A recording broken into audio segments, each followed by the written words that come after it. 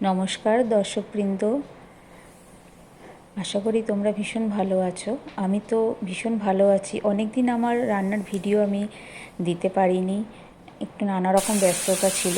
তো আজকে আমি একটা রেসিপি দিলাম, ঝিঙে আলু পোস্ত।